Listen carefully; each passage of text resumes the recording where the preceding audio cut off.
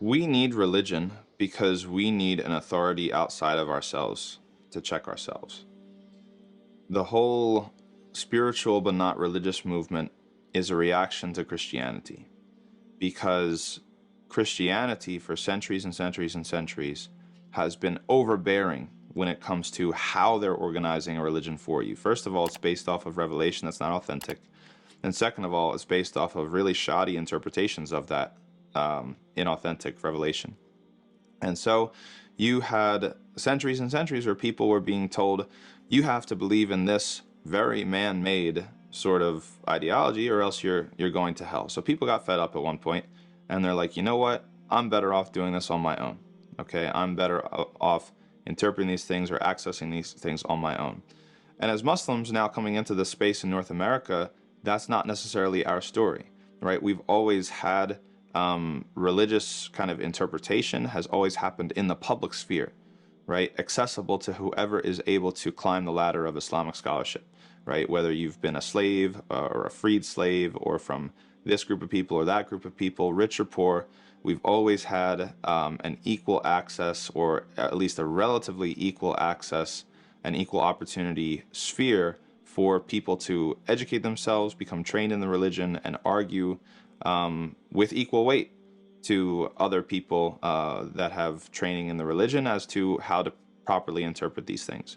Right? So then to come and to think, well, all organized religion is the same, and organized religion can't really speak to me, and I don't want anybody to kind of, reign in my experience. Would be like, well, okay, if you're the only one at the head of it, you're the only one making the decisions. What I've called before, like the playlistification of faith, right? It's like, well, I like this video and that makes me feel good and that affirms me. You're going to end up only selecting the things that affirm you.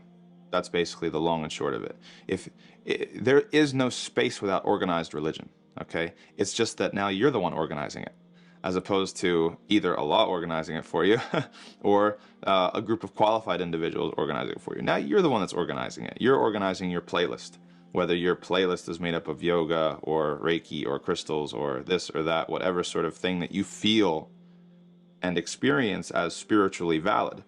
You're the one who's organizing it. And the idea behind religion is that you can't do it by yourself, because you are going to have a conflict of interest. You are going to have ulterior motives. And it's extremely difficult for an individual to parse out, when am I being sincere and I am really, really going to accept the truth, even if it's challenging to me, even if it is tough for me to hear.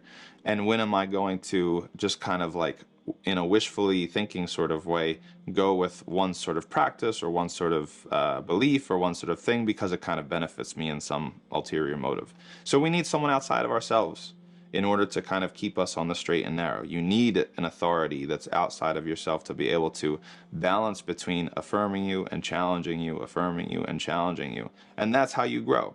Because if you never challenge yourself, you're never going to grow.